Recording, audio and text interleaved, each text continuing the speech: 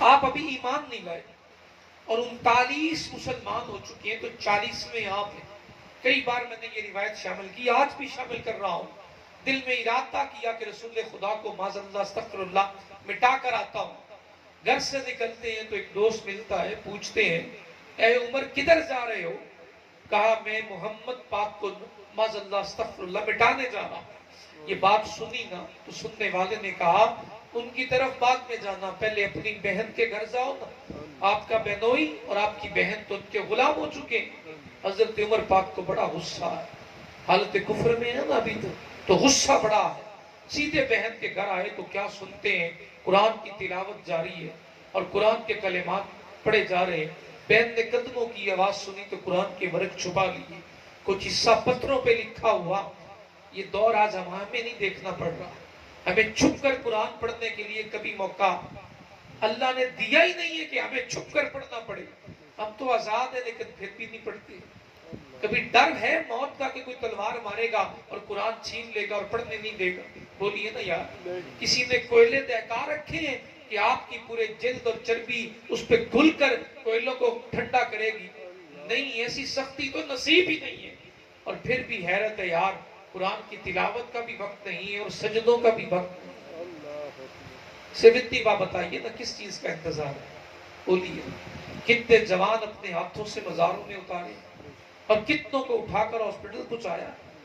آج آپ دنیا کے خوش قسمت ترین انسان ہیں، بغیر بیماری کے، بغیر پریشانی کے خوبصورت ترین دنیا میں آپ اچھی طریقے سے سانس لے رہے ہیں اور پھر بھی سوچ رہے ہیں کہ نمازیں پڑھوں اور قرآن کی تلاوت کب کروں۔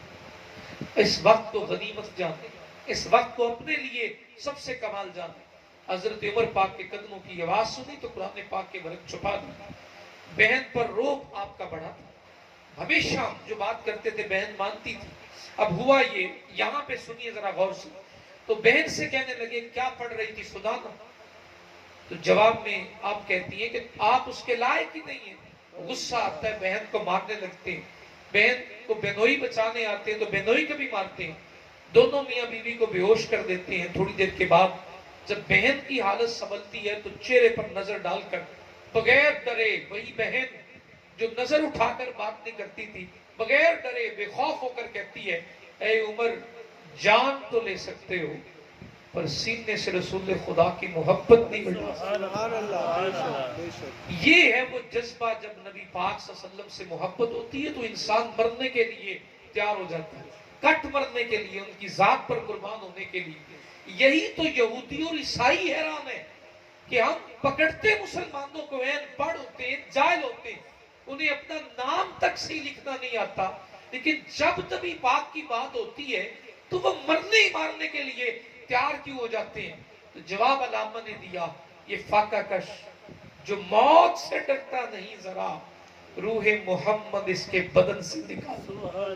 اس بات پر یہ نازا ہے، انہیں سینے میں بسا کر رکھتا ہے، یہ جنگلوں میں بھی رونقیں بنا لیتا ہے، ان کا ذکر کرنے لگتا ہے، یہ محفلوں میں بھی رونقیں بنا لیتا ہے، ان کی تعریف کرنے لگتا ہے، دل ان کی محبت میں ہمیشہ روشن رکھتا ہے۔ یہ فاقے تو برداشت کر سکتا ہے، نبی پاک صلی اللہ علیہ وسلم سے بے وفائی اور غداری نہیں کر سکتا۔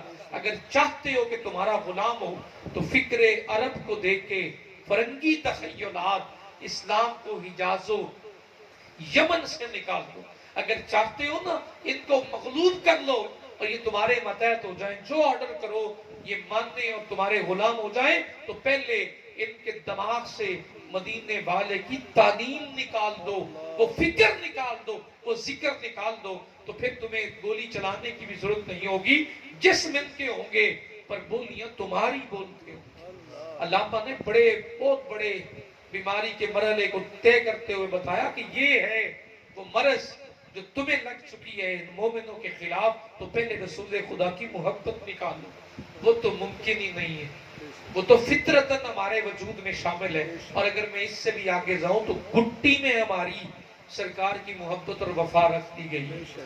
ہم چھوڑ سکتے ہیں سب کچھ لیکن رسول پاک کو نہیں چھوڑ سکتے، ان کے خلاف نہیں جا سکتے، یہ بات تو پکی اور فائنل ہے۔ اور بہن نے بھی جواب میں کہا مار سکتے ہو، جان لے سکتے ہو، لیکن نبی پاک کے دین اور ان کی محبت کو سینے سے नहीं निकाल सकते। हजरत उमर पाक रुक गए। कहा वो बहन जो नजर उठा के बात नहीं करती, आज मरने के लिए तैयार है। कहा अच्छा चलो ठीक है बहन। थोड़ा गुस्सा ठंडा हुआ ना तो कहने लगे कि जो तुम पढ़ रही थी वो मुझे भी ला के दो ना। आपने कहा आप इस काबिल ही नहीं है। बहन ने कहा आप अभी इस काबिल ही नहीं है कि आपको उठा सके। कहा क्यों? कहा आप पाक नहीं है और वो पाक लोगों के लिए। सुभान अल्लाह। कुरान किसके लिए? पाक लोगों। और आप पाक नहीं है। कहा अच्छा ठीक है कुरान सुनाओ तो सही। आप तो पढ़ सकती हो। बहन पढ़ने लगी, हजरत उमर पाक सुनने लगे, कुरान कानों के रास्ते दिल पे उतरने लगा। अच्छा कुरान का एक और बड़ा एजाज कि इंसान तवज्जो ना भी करे और तिलावत हो रही हो ना तो रूह कहती है खींच खींच कर एक बार सुनने तो जाओ वहां कौन पढ़ रहा, एक बार पता तो करो वहां कौन तिलावत कर रहा। ये भी कुरान पाक की तिलावत होती है ना जब नमाज में तो दिल करता है दो चार आयतें और शामिल करें। आए किस लिए छोड़ छाड़ के दुनिया के काम, तो थोड़ी तिलावत भी लंबी हो ना। तो कुरान का ये भी एजाज है, कोई भी सुने असर करता है और असर रखता है। आज असर है कुरान में और हमेशा रहेगा। कलाम ही ऐसा है, भेजने वाला बेमिसाल, जिनके सीने पे आया वो बाकमाल, हुस्न के मालिक, और उनकी तासीर फिर लफ्जों में।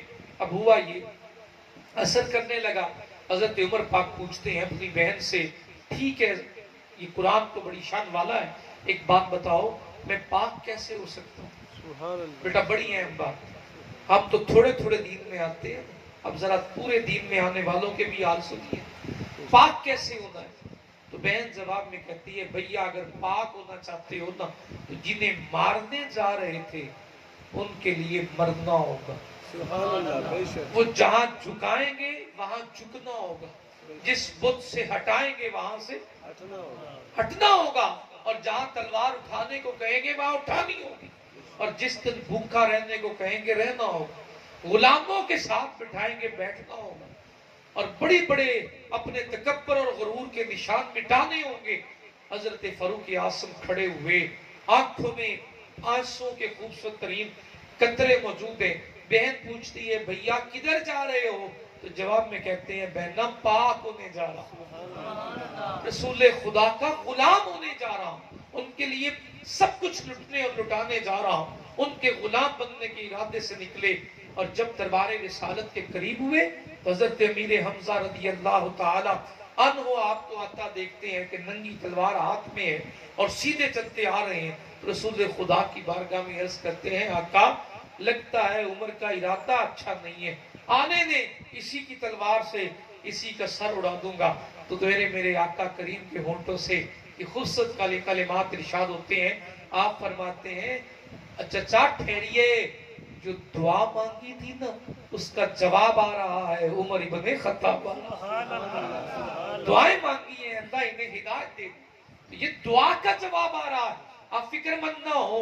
हजरत उमर पाक पहुंचे, पहले नजर उठाकर बात करते, तकब्बर में बात करते। आज वो उम्र है कि आंखों से आंसू छलक रहे हैं, नजर है कि उनके चेहरे पे पड़ती नहीं है, नजरें झुकी हुई हैं, तलवार लाकर रखती है और झुकाकर सर बैठे हैं। तेरे मेरे आका इरशाद फरमाते हैं उमर कैसे आना हुआ? दिल से तो पहले ही गुलाम होकर आए, तो जवाब में आपके होंठों से कलिमात अदा होते हैं हजूर आपका होने आया हूँ, गुलाम बनने आया, पाक होने आया। कलमा पढ़ाते हैं तो पहला ऐलान बुलंद होता है नारा तकबीर और रिसालत, और पूरे मक्का की वादी गूंज उठती है। अबू जहल का दिल डूब जाता है, उसके सारे इरादे खाक में मिल जाते हैं, और वो जवाब में कहता है कि मोहम्मद सल्लल्लाहु अलैहि वसल्लम की फतह हो गई, आज वो हमसे आगे निकल गए, आज उमर भी उनके हो गए। अब जब शामिल हुए तो जवाब सुनिए, जब तक मुखालिफ थे तो लहजा और था, और अब गुलाम हुए तो अंदाज ही बदल गए। सुभान अल्लाह, सुभान अल्लाह। जिन बुतों की हिफाजत के लिए खड़े होते थे उन काफिरों के सामने खड़े होकर बोल उठे, है किसी में हिम्मत? बाहर निकले। अपनी बीवियों को बेवा कराने वाला, अपने बच्चों को यतीम करवाने वाला आए ना। आज उमर भी रसूल खुदा के गुलाम हो गए। जब तक उनके साथ जुड़ेंगे नहीं ना बेटा, पक्की मोहब्बत नहीं होगी, उनके फरमान पे अमल नहीं होगा, तब तक हम अधूरे रहेंगे, हमारे सारे अमल अधूरे रहेंगे। اور جس دن پکا ارادہ کر کے ان سے جڑنے کے لیے کہیں گے نا، پھر داڑھی رکھنے پہ بھی کوئی اعتراض نہیں کرے گا، پھر کپڑے ان کے مزاج کے مطابق پہننے پر بھی کوئی اعتراض نہیں کرے گا، پھر کھانا ان کی سنت کے مطابق کھانے پر بھی کوئی اعتراض نہیں کرے گا۔ اچھا لگنے لگے گا کہ آج میں بھی جی رہا ہوں تو کسی کا ہو کر جی رہا ہوں۔ قربان جاؤں آقا تیری عظمت